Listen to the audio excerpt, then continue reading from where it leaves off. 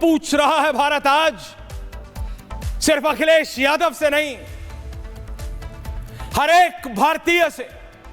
आज आप किसी गांव में हो, किसी कस्बे में हो, किसी टियर 2, टियर 3 सिटी में हो, या दिल्ली, मुंबई, बंगलौर, कलकत्ता में हो, पूछता है भारत आप सबसे आज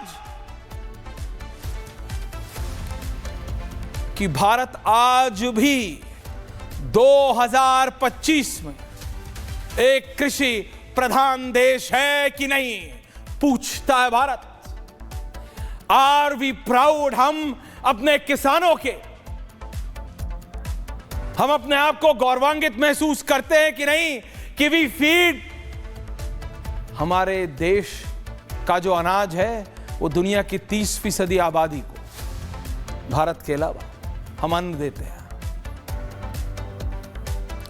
पूछता हूं मैं और पूछता है भारत कि क्या भूल गए वो नेता जिन्होंने जिंदगी भर यादवों की राजनीति की? क्या वो खुद भूल गए? क्या वो खुद भूल गए 4, 5, 6 पीढ़ी पहले नहीं, सिर्फ एक पीढ़ी पहले उनके स्वर्गीय पिताजी, उनके चाचा ताऊ जी क्या करते थे? कैसे अखिलेश यादव बने? कैसे स्वर्गीय नेताजी बने? आज उनको गायों से बदबू आती है। आज उनको गौशाला की बात करो तो यादवों की राजनीति करने वाले अखिलेश यादव को बदबू आती है, क्योंकि आदत लंदन की हो गई है, आदत मेफे की हो गई है, आदत मिडटाउन मैनहट्टन की हो गई है, आदत गोल्ड कोस्ट की हो गई है। तो यादवों के नेताओं को गौशाला में बदबू आती है, क्योंकि अब आपको 5th स्ट्रीट से बड़े बड़े ब्रांडों के सामान खरीदने की आदत है, दूध धोने की थोड़ी। और ना आपको परवाह है उन अपने हजारों लाखों वोटरों की, जिनका बेसिक आजीविका आज भी गाय माता से, गाय से, भैंस से जुड़ा हुआ है। लेकिन अखिलेश यादव को, जो कि बात करते हैं गरीब, वंचित, पिछड़े किसान की, गौशाला से बदबू आती है। क्यों आएगी बदबू? सोचिए, जब आदत नहीं रहती। देखिए बात समझो, कोई शहर का आदमी या किसी लंदन, अमेरिका से पढ़े हुए बच्चे को या किसी विदेशी को पहली बार ले आओ और गौशाला में ले आओ, या 4 गाय बंदी हो, गौशाला तो बड़ी हो गई, घरों में, गांव में, छोटे कस्बों में ले जाओ। लुटियंस दिल्ली में, मैं नाम नहीं लूंगा क्योंकि नियम के खिलाफ है, लेकिन आज भी एक घर है जहां पे गाय है। एनडीएमसी का रूल अलाउ नहीं करता, लेकिन एक घर है जिसके अंदर आज भी गाय है। लेकिन अखिलेश यादव को गौशाला में बदबू आती है। अरे बदबू फैला रहा, क्योंकि आदत हो गई है ना मेफे में, हाइड पार्क में मॉर्निंग वॉक करने की आदत हो गई है, मिडटाउन मैनहट्टन में 5th स्ट्रीट में शॉपिंग करने की आदत हो गई है, लुटियंस दिल्ली के आगे निकलने की नहीं, आदत हो गई है ऑस्ट्रेलिया में गोल्ड कोस्ट की। तो कैसे आपको गांव का बेड़ा साफ लगेगा? कैसे आपको गौशाला में गाय माता दिखेगी? और कैसे आपको लगेगा कि कैसे बच्चों को दूध मिल रहा है? कैसे आपको थोड़ी दिखेगा, आपको बदबू आएगी। क्या बदबू आ रही है? घिन आएगी ना। बेसिकली ये है, बेसिकली है। इट्स गुड टू, सब चाहते हैं कि बेहतरी हो, सब चाहते हैं बढ़ोतरी हो, सब चाहते हैं आगे बढ़े, लेकिन साइंटिफिकली स्पीकिंग, और बताइएगा, ये कोई पॉलिटिकल डिबेट अभी 2 मिनट में हो जाएगी, लेकिन साइंटिफिकली बोल रहा हूं, आप लोग सब सोशल मीडिया पे हैं। आजकल सोशल मीडिया पे ऑर्गेनिक चल रहा है, नहीं चल रहा है? ऑर्गेनिक ये, ऑर्गेनिक सेब, ऑर्गेनिक ये, ऑर्गेनिक दूध, ऑर्गेनिक दही, ऑर्गेनिक। आजकल ये जो एप्स होती हैं उसमें आप नींबू मंगाओ तो उसमें भी आता है नॉर्मल 40 रुपए, ऑर्गेनिक 60 रुपए। ऑर्गेनिक क्या होता है? जिसके अंदर केमिकल फर्टिलाइजर नहीं डाला होता। ऑर्गेनिक दूध, A2 गाय का दूध, वो दूध 4 गुना महंगा। आप समझ रहे हो? People are going back to basic. हर कोई चाहता है कि हम जिंदगी में ऊपर उठें, पर कोई तो वो करेगा।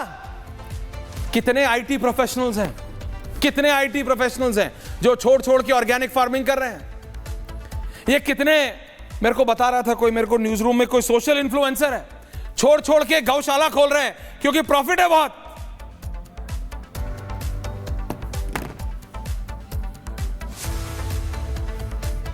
लेकिन अखिलेश यादव को बदबू आती है, बदबू आती है। लोग वापस जा रहे हैं कि अनअडल्ट्रेटेड यानी बिना कुछ मिलावट का मिल जाए। शहरों में जगह नहीं होती, लेकिन हल्का सा नोएडा से, हल्का सा गुड़गांव से, हल्का सा फरीदाबाद से आगे निकल जाइए, हर घर में गाय मिलेगी। हर गांव के हर घर में, अगर वो उस लायक है फाइनेंशियली स्पीकिंग। नहीं तो हर 3-4 घर में तो एक गाय एक भैंस होगी। लेकिन अखिलेश यादव को बदबू आती है। ये हैं किसानों की नुमाइंदगी करने वाले, ये हैं यादवों की राजनीति करने वाले। मैंने पूछा, एक बहुत समर्थक स्वर्गीय नेताजी के हैं, पूर्व सांसद भी रहे, मैंने उनसे पूछा, मैंने कहा सर ये तो यादवों की राजनीति करते हैं। बोले यादवों की राजनीति की बात नहीं होती है। आजकल कौन सा हर यादव गाय रखते हैं?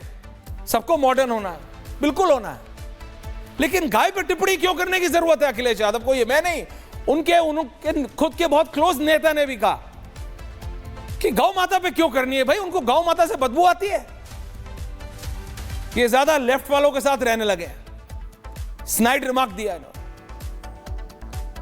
और बाकी सब छोड़िए अखिलेश जी, बाकी सब छोड़िए। अनुराग भदौरिया जी, अगर आप ये जो मैं बाइट चलाऊंगा, कोई राजनेता की नहीं चलाऊंगा, एक बाइट चलाऊंगा, उसकी अगर आप भी विरोध कर देंगे अगर आज उसका, तो मान जाऊंगा मैं। आपको पता है वो बाइट किसकी है? वो बाइट किसी और की नहीं, स्वर्गीय नेताजी के भाई की है, अभय राम यादव जी।